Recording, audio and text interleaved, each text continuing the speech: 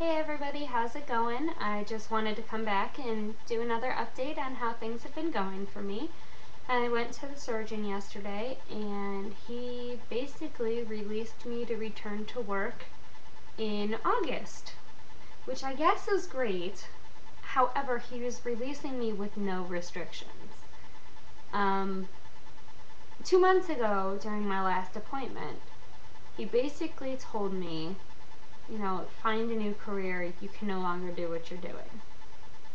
And now he's releasing me to return to work with no restrictions. So how does he go from one hand, find a new career, you can't do what you're doing, to, okay, you're fine? It just doesn't make any sense to me. And I asked him, I said, well, before you were telling me, maybe it's time for you to find a new job and you can't be standing for 8 hours a day, to, well, just tough it out. The first few weeks will be really rough and, you'll really be sore, but, it's just like when somebody starts training for baseball and, you just got to push through it. I don't know.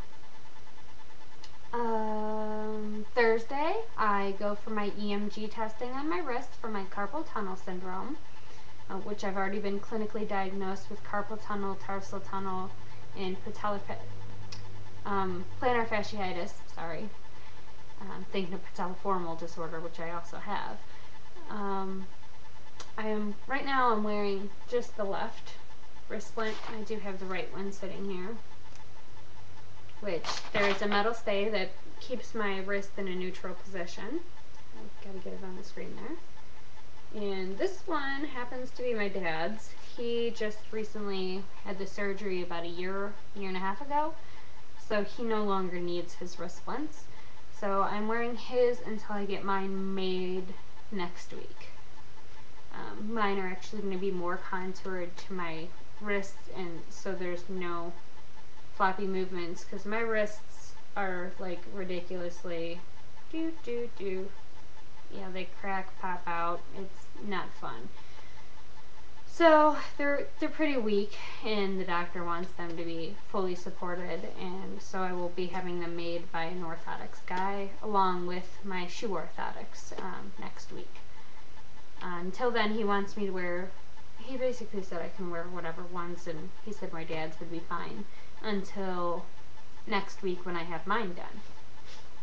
And I wear them to bed, and I can wear them during the day if I'm having pain, which right now I am. He told me that I could continue to wear them as long as I needed to. What else? Been having some issues with the tachycardia. It's been making me really tired, and you also have to remember to take your medication.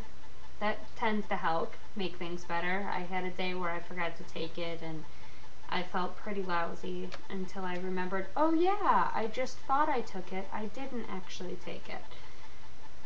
And other than that, things have been not too bad. I am sporting the lovely butterfly rash right now. I don't know if you can see it on my face. I was tested before for systemic lupus erythematosus, but I did have the speckled positive ANA come back. But when they did the full lupus panel, it didn't show that I had lupus. So makes me wonder how much all the connective tissue and autoimmune disorders are really related. Since so many of us have so many overlapping symptoms, I just wonder if they're all part of a grander scheme of things than we're really aware of. I'm trying to think if I'm forgetting anything in my update here. I've re-recorded this a couple times because of my lovely brain fog that I'm having. I tend to forget things when I'm a little tired.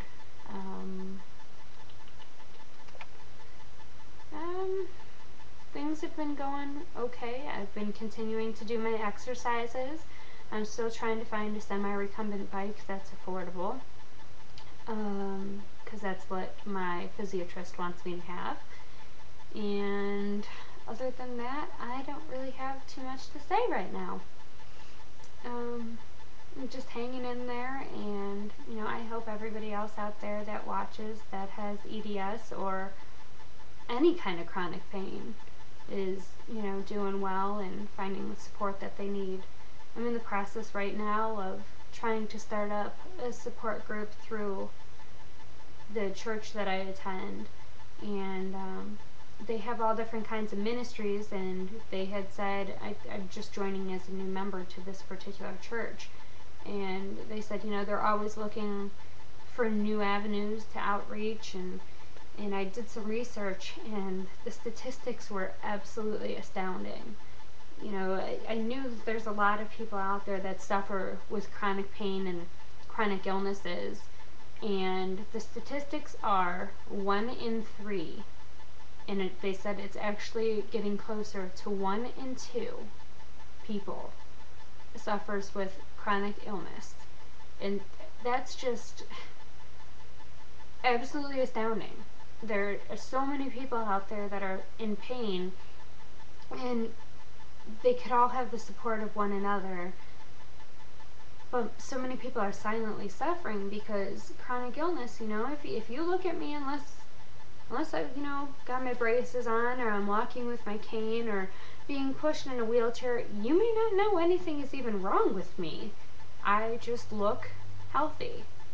And that's the shameful part about, the zebra illnesses and chronic pain is, unless I say, "Hi, my name's Cassidy. I suffer with chronic pain and chronic illness. I have Ehlers-Danlos syndrome, fibromyalgia, postural orthostatic tachycardia, tarsal tunnel syndrome, carpal tunnel syndrome, patelliformal disorder, plantar fasciitis. Nice to meet you. How are you?"